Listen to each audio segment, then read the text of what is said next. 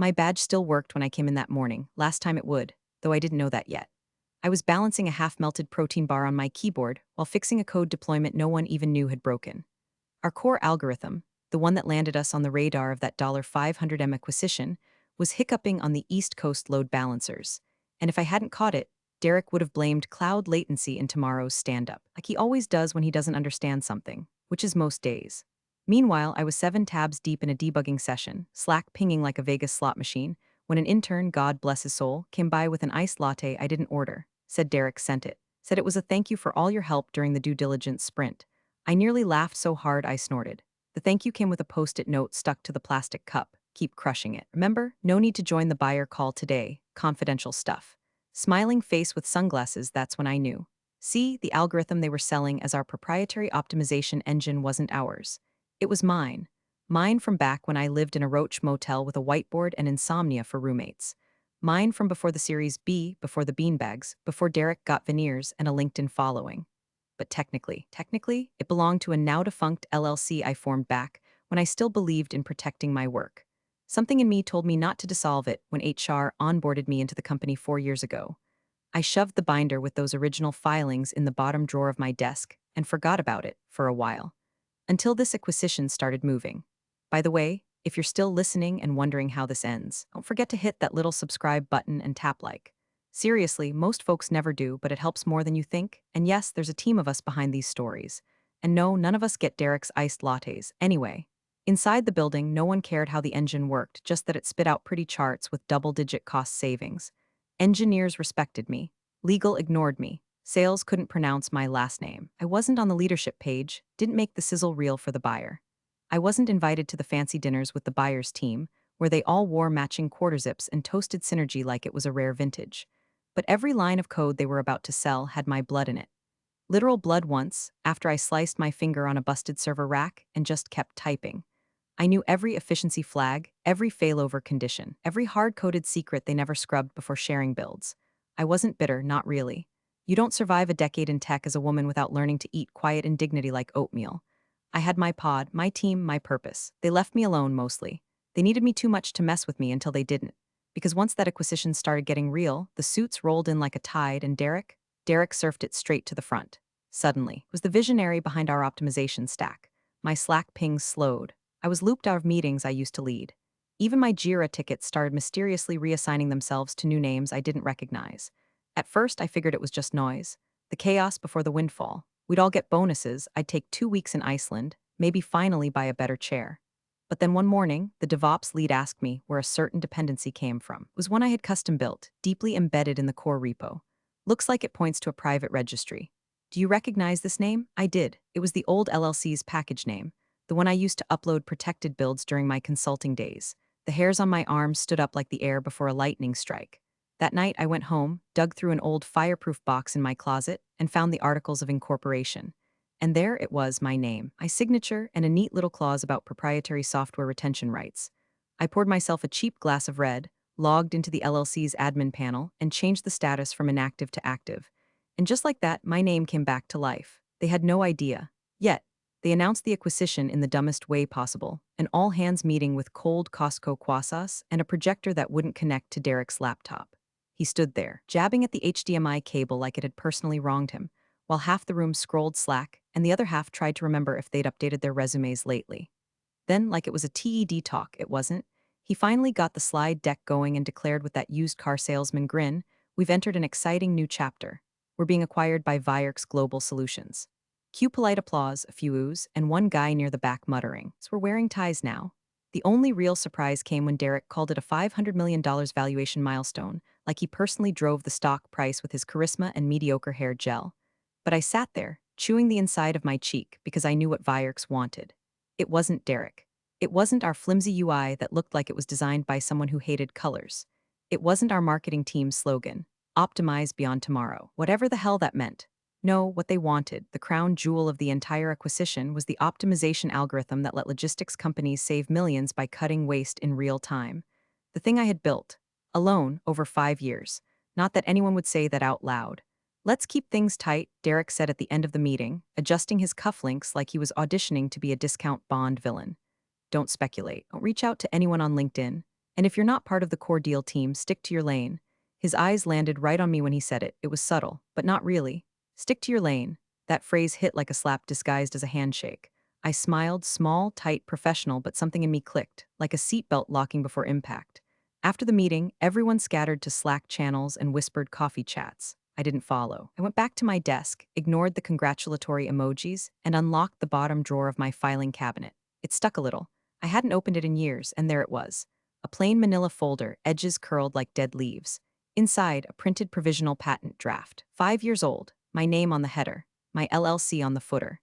Legalese written in the caffeine-fueled clarity of a woman with nothing to lose and too much to prove. The draft described the logic tree of the algorithm in painful detail.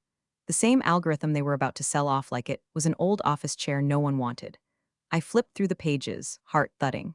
The clauses I'd written were basic, but airtight. If any derivative version of the algorithm was ever deployed commercially without my explicit licensing agreement, I retained the right to pursue enforcement through legal and federal means. At the time, it had felt dramatic, paranoid even, but now, it felt like a fuse I could light, not because I wanted to blow anything up, but because I was tired of watching men in blazers smile while stepping over my work. The kicker, that LLC still existed. I'd paid the $10 renewal fee last quarter out of habit, right after paying my parking tickets and renewing my Costco card. My hands were shaking a little, not from fear, from clarity. I wasn't going to stick to my lane. I was going to draw new ones, and I had the map. I found out I'd been cut out of the data room from a Slack message. Not even a real one. Just a permissions error when I tried to open the integration checklist we'd been building for weeks.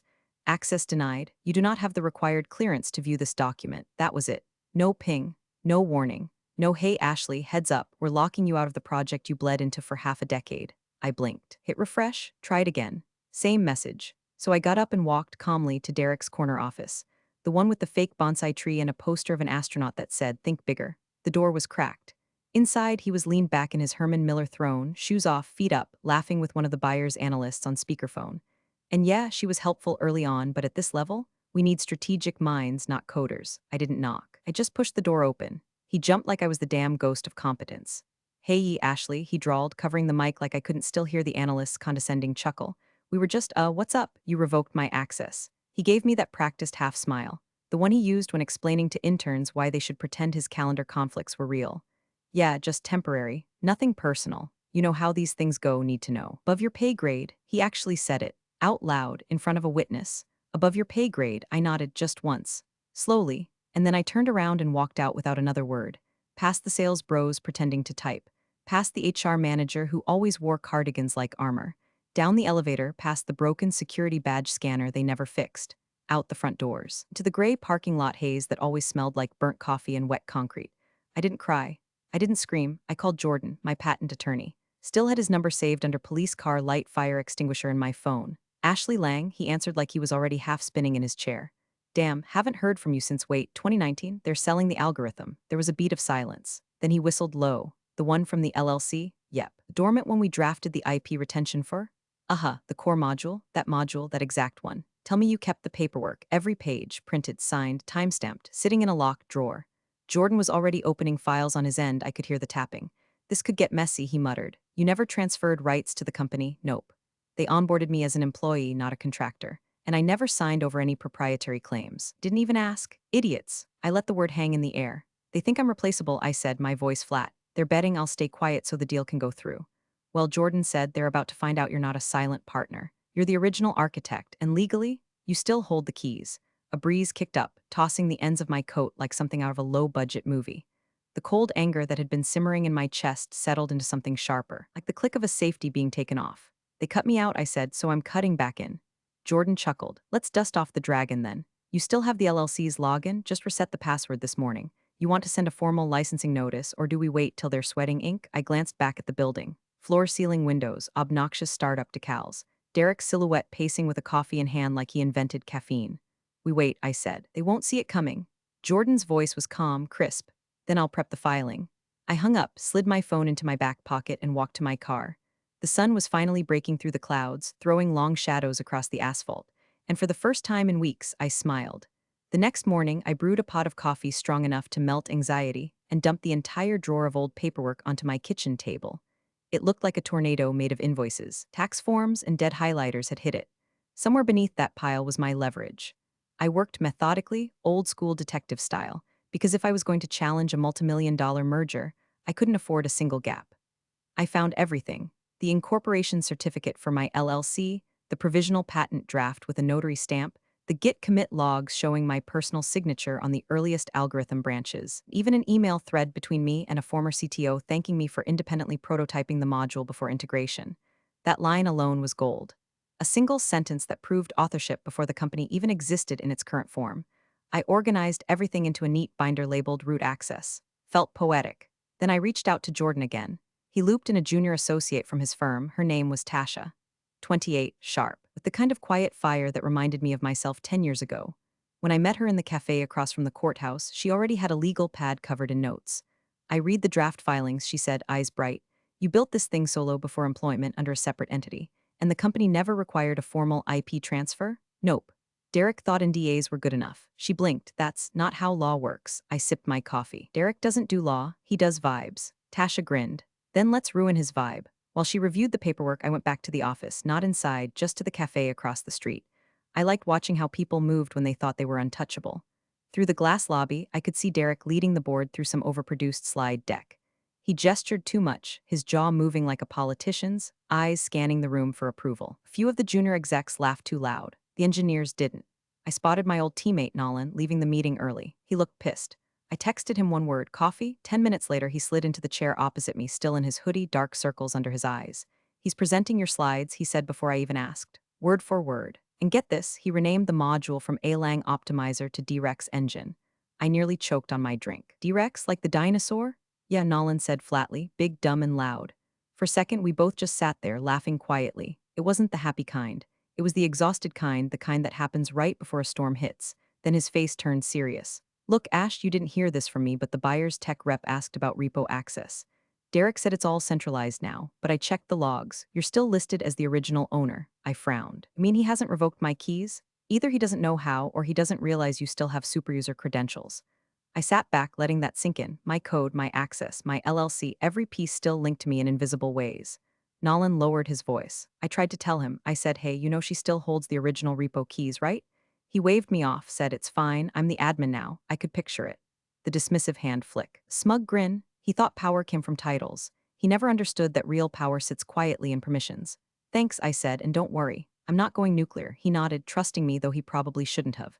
Later that afternoon, I met Tasha again at the firm. She'd already pulled the LLC's reinstatement records from the state database. It's active, she said, sliding a printout across the desk. Filed under your name, reactivated 3 weeks ago. That's your company, Ashley. And according to the filings, your LLC retains exclusive ownership and licensing rights to any derivative optimization engines, language you wrote yourself. Brilliant. Back then, I thought I was overprotective. Back then, you were smart. We worked in silence for a while. She drafted the initial licensing demand, but I told her not to send it yet. Timing mattered. I wanted the knife to twist exactly when it would cut deepest, right before signing. As I packed up, Tasha said, can I ask something? Shoot. Why not just let them buy it out? You get a payout, no bad blood. I smiled faintly, because this isn't about bad blood. It's about remembering who bled for the work. That night I went home, lit a candle, and read through every email, every log, every timestamp again, not for revenge, for precision. By midnight, I had the entire chain mapped out, dates, dependencies, digital fingerprints. I didn't need to shout or post or leak anything. All I had to do was wait, and let the paper trail speak louder than I ever could. It hit me around 2 a.m., sitting on my couch in sweatpants with the licensing demand draft open on my laptop and a bowl of cereal turning to paste beside me. The cursor blinked at the bottom of the screen like it was daring me to sign. Just a few clicks, a name, a time stamp. That's all it would take to toss a wrench into a $500 million machine. And for the first time since this whole thing started, I hesitated, not out of fear. I've lived off expired ramen and coded with one hand while icing tendinitis on the other. I've been broke, overlooked, and ghosted by recruiters who wanted culture fit instead of competence. No, this wasn't fear. This was the whisper of guilt, curling around the edges of my focus like fog. What if this tanks the deal? What happens to the rest of the team? Am I just being petty? I closed the laptop and stared at nothing. The room was quiet except for the hum of my ancient fridge and the occasional creak of the heating pipes, like the bones of the building were groaning under the weight of my indecision. Then the memory came, 2 years ago, 11:43 p.m. I was in the office alone again, hoodie on, hair in a messy bun, staring at a wall of error logs that made less sense the longer I looked. I had a half-eaten protein bar wedged between pages of handwritten equations, and my eyes felt like sandpaper. I remember glancing at the glass door and seeing Derek's reflection as he walked by outside. Suit jacket off, tie loose. Laughing with some guy in loafers I didn't recognize. I later found out they were at some industry mixer, translation, overpriced cocktails and empty promises. That night, I stayed until 3 a.m. That night, I found the fix that would eventually become the backbone of our logistics optimizer. That night, Derek posted a selfie with the caption, "Networking with visionaries, clinking glasses hash founder's life he wasn't in the trenches." He never was. And now he was standing in front of boards and buyers with slick hair and a script he stole from my notebooks, pretending he'd led the innovation team like he didn't once ask me if Python could be compiled into PowerPoint. No, this wasn't petty, this wasn't sabotage. This was reclamation. I reopened the laptop. The licensing draft stared back, patient as ever. I reviewed every line again. The clause Jordan and Tasha had added at my request. This licensing requirement does not prevent commercial acquisition or integration, provided original authorship is acknowledged and compensation negotiated. It wasn't a kill shot, it was leverage, a line in the sand, a polite legal throat clear that said, "You forgot something." I clicked to sign. The digital signature slid into place like a puzzle piece clicking home, and with that I crossed the line. I wasn't hiding in the background anymore. I wasn't asking to be remembered in a footnote. I wasn't shrinking so Derek could feel taller. The documents were saved, time-stamped, encrypted, and queued for delivery. I leaned back and exhaled, not the jittery kind of breath that comes from risk, but the kind you take when you finally stand up straighter after carrying something too long, a kind of peace I hadn't felt in years. I wasn't trying to destroy anything. I was just making sure the record finally had my name on it. Let the company live, let the deal go through. But let no one walk away thinking, Derek built the thing that kept them all afloat. He polished the hood ornament. I built the engine. And now, they'd have to pay for both. Derek was practically vibrating with smug when the press call went live. I watched from my apartment, laptop balanced on a pillow, sipping burnt coffee, as he fake laughed through softball questions from industry reporters who'd clearly just copy-pasted the company press kit into their articles. "Our proprietary optimization engine," he said, emphasizing the word "our" like he hadn't first heard it from someone explaining what an algorithm even was, "is a revolutionary leap in supply chain intelligence." I muted the audio and stared at his frozen face mid-gesture. He looked like a stock photo of a man pretending to have a thought. 24 hours to signing. That morning, Tasha had filed the licensing demand package with the Secretary of State, and Kersey copies went straight to the buyer's legal team. Everything clean, language polite, tone professional. But beneath the legalese, the message was simple. You can't buy what you don't have the right to use. They'd received it 36 minutes into Derek's media blitz. 38 minutes in, a lawyer on the buyer's team flagged the email. 42 minutes in, someone in their contract division went digging through their due diligence archive. At the 50-minute mark, a single-line email left the buyer's legal server and landed in Derek's inbox. Subject, urgent IP inquiry body. Please explain this patent filing by Miss Lang. No emojis, no signatures, just that. And somewhere, far away in a boardroom dressed like a bank vault, the energy shifted. Derek didn't know it yet, of course. At that moment, he was too busy taking a staged phone call for LinkedIn content while standing next to our logo like he just solved world hunger. But behind the scenes, the air had thinned. The first time I knew it was working came from Nolan. Just a simple ping on Slack. "Nolan, did you do something?" Legal is losing their minds and Derek's locked himself in his office. Me, define something. "Nolan, you filed something, didn't you?" Me, just reclaiming what's mine. "Nolan, holy hell." I closed Slack and let the stillness settle in. My hands were clammy, not from doubt, just from the weight of it. A 10-year battle fought silently, all boiling down to this precise moment, the iceberg finally surfacing, and God help me, it felt good. I wasn't celebrating, not yet. There were still too many unknowns. Would the buyer walk? Would the company implode? Would they try to pin the delay on me? Possibly. But for now, it couldn't move forward without acknowledging me. Not Derek, not D-Rex, not the boys' club that had locked me out and laughed while doing it. Me, Ashley Lang. They could spin whatever narrative they wanted in the press. But in the back channels, in the legal Zoom calls and redlined contracts, there was now a truth they couldn't ignore. I paced my living room, nerves jittery but controlled. Tasha was already fielding calls, deflecting questions, and sending copies of the timestamped documentation to anyone who needed it. "This isn't about halting the deal," she kept repeating, her voice calm and firm. "It's about ensuring proper licensing for IP developed prior to employment. Standard practice." She was good. Jordan had emailed too, just one line, "Welcome to the table." By late afternoon, the company group chat had gone radio silent. No more memes, no more countdowns to the champagne pop. Just quiet, the kind that means storm clouds are rolling in. I sat back on my couch, eyes half closed, the tension vibrating beneath my skin. This was the moment before the fuse hit powder, and I was finally holding the match. By morning, the champagne glasses had vanished from the conference room. The custom cupcakes with the company logo, ordered by marketing 3 weeks ago, sat unopened in the fridge, the frosting starting to melt under fluorescent light. And Derek. He was sweating through his shirt on a call labeled Internal Alignment Touchpoint, which is code for "Oh God, stall them." I knew because Nolan forwarded me the invite. "Just FYI," he said. "He's telling the board it's all under control." Sure enough, Derek was trying to bluff his way through the fire like a drunk magician fumbling the big reveal. "I've spoken with counsel," he said, pacing in front of a whiteboard filled with buzzwords like leverage, synergy, and actionize. "IP claim is a clerical misunderstanding. It's being resolved. Bull. Absolute bull."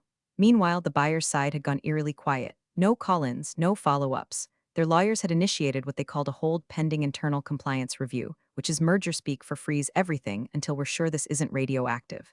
Derek might have convinced the interns and middle managers that everything was fine, but he forgot one key thing. Lawyers don't do optimism, do documentation. So while he blustered, they combed through the fine print, and what they found was a timestamp. A small, innocuous little note buried in the originating commit history of the optimization engine. 3 years ago, a line of code signed off with a digital fingerprint tied directly to my LLC. One line in the file header, / licensed under A. Lang Optimization, LLC, all rights reserved. Jordan and Tasha had flagged it in the original cease and desist packet, but seeing it independently confirmed by the buyer's technical auditors, that sealed it. I didn't hear about it from them. I heard it from our company's internal legal team. Specifically, a guy named Philip who had once cornered me at a holiday party to explain why blockchain could revolutionize human resources. We'd never really gotten along. He called around 10:13 a.m. "Hi, Ashley. Philip here. We just had a few clarifying questions about some documentation you may have filed." I leaned back in my chair, pulled the blinds half closed, and let the morning sun stripe across my living room wall. "I assume you've read the filing?" "Yes, but there may be. I own the rights, Philip. Check the filings." Silence. "Okay," he said eventually, in that overly careful tone lawyers use when they realize they're standing on the wrong side of a drawbridge. "I'll let the GC know," he added. "You do that," I said, then I hung up. Later, Nolan sent another message. "Nolan, Derek's trying to spin it like you overreached and it'll blow over." "Me, you ever tell a car it doesn't need its engine?" Nolan, lol. "Should I start backing up files?" Me, just back up your sanity. This is going to get loud. By lunchtime, the board had convened an emergency session. No one was smiling in the glass fishbowl of the executive suite. People moved like ghosts, fast, quiet, eyes down. Derek came out of the meeting looking like a man who'd bitten into a cupcake and found a screw inside. I watched the chaos unfold like it was a play I'd seen before, same act, different costumes. They'd built the whole pitch on my work, then stripped my name from the credits.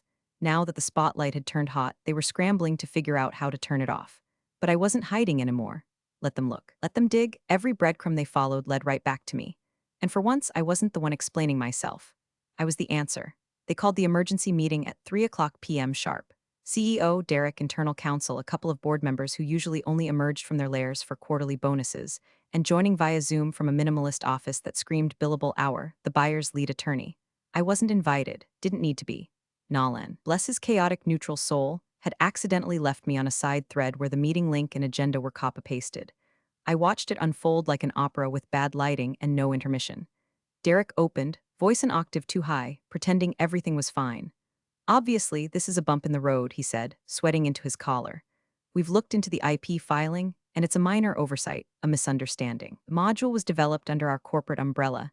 Engineering had open collaboration. It's fuzzy." The CEO, Martin, didn't blink. "Fuzzy?" Derek nodded so hard he looked like a bobblehead on a speed bump. Martin turned slowly to legal. "Is it fuzzy?" Philip, Mr. Blockchain Revolution himself, coughed and adjusted his glasses. "We're reviewing all documentation submitted by Miss Lang's counsel, but there's substantial indication that her claim didn't get to finish." The buyer's attorney, a woman named Hartman with cheekbones sharp enough to file a restraining order, unmuted and held up a document to the camera like she was presenting exhibit in court. "This," she said, "is the original LLC patent draft, filed 5 years ago under Ashley Lang's entity, with language granting exclusive rights to any commercial deployment of the optimization logic." She didn't raise her voice. She didn't need to. Her name, she continued, flipping pages, appears on every version of the source code we received. Every git commit, every dependency note. This wasn't an employee contribution. This was a foundational product that was never transferred. You cannot sell what you don't own. The room went silent, and then Derek, in true Derek fashion, threw engineering under the bus. "Well," he stammered, "that's the problem with open dev environments, things get muddy. You know, shared logins, collaborative pushes. Engineering should have clarified who touched what." Martin's eyes narrowed. "You're saying this is Nolan's fault?" I'm saying our team lacks structure. But this isn't about blame, it's about moving forward. Hartman raised a single brow. Unless this is resolved immediately, our legal team advises against signing. And just like that, the air went flat. They were 19 hours away from signing a $500 million deal, and the buyer just threatened to walk over me. I didn't know it, but I was on the other side of the wall, sitting cross-legged on my living room rug, watching Derek deflate like a beach ball with a slow leak. Let him squirm. Let Martin sweat through his tie. I wasn't angry, not anymore. I was clinical. Cold, the same way you run tests on a failing script, identify the bug, document the failure, push the fix. In this case, the bug was Derek, and the fix, recognition, ownership, payment. It could keep the cupcakes. I wanted credit, and the check. Hartman closed her binder and ended her call with one line: reach out once the licensing rights are fully clarified. Until then, Vierks will pause all contractual progress. Click, Zoom window gone. Martin just stared at Derek, who was now visibly panicking. Fix it, the CEO muttered. Fix it? But there was nothing to fix. They'd built their kingdom on sand, and now the tide was in. Every line they tried to bury me under, I'd carved my name into it, and now the ink had dried. The deal didn't just stall. It froze like a body in space, suspended, breathless, with frost forming along the edges. No press release, no champagne, just a quietly issued update on the investor portal. Vierks Global has elected to pause acquisition proceedings pending further review. Inside the office, it landed like a power outage. 1 second, everyone's riding the euphoria of an exit. The next, they're squinting into darkness, wondering what went wrong. HR went on high alert. All hands meeting canceled. Rumors spun faster than the espresso machine. Some said the buyer found fraud. Others blamed supply chain exposure. Only a few knew the truth. Only a few knew it had a name. Mine. By noon, Derek's calendar had vanished from the shared server. A sterile line from HR popped up in company Slack. Derek Collins is stepping away from his role pending internal investigation. Stepping away, like it was his idea. Like he wasn't practically dragged out of his Herman Miller chair by a board that suddenly realized their visionary forgot to check who actually owned the product they were selling. The CEO, Martin, looked like a man halfway through a root canal without anesthetic. During an emergency legal review, he sat slumped in his chair, knuckles white against the edge of the table, as Philip dry swallowed his pride and confirmed, without ambiguity, that the licensing rights to the optimization engine were held in full by Ashley Lang under her reactivated LLC. There was no workaround, no loophole, no friendly handshake or NDA that could erase that digital paper trail. And just like that, the empire they'd tried to sell off without me collapsed, not into rubble, but into reality. That night, after the dust settled, after I'd microwaved my sad little dinner and half-watched a documentary I didn't care about, my phone buzzed. Unknown number, no emojis, no preamble, just a single line: would you be open to discussing direct licensing with you? It was from Hartman, Vierks' lead attorney. I stared at it for a second, then I smiled, small, tired, but real. No one else was copied, no CCs, no Derek, no Philip, no Martin, just me. The algorithm wasn't dead. The deal wasn't dead. They just had to go through the actual owner this time. I grabbed my laptop bag, the same one I'd used for years, frayed at the corners, patched once with duct tape after a TSA mishap. Slid my charger in, checked the folder one last time. I didn't need to rehearse. The documents spoke for themselves. As I stepped out of my apartment, the streetlight flickered overhead like it wasn't sure whether to buzz or go black. The air was crisp, quiet. For the first time in weeks, the weight pressing against my ribs was gone. This wasn't revenge. It wasn't vindication. It was something cleaner, something quieter. Ownership, control. A return to what should have been mine all along. The company didn't collapse. The tech didn't disappear. The engine still ran. But now, it was no longer in the hands of men who stole credit and smirked through lies. It belonged to the one who built it. Me. Thanks for watching, you cubicle warriors. Hit that subscribe button. Unless you're my old boss, then you're on your own. Revenge of the coffee pot strikes again.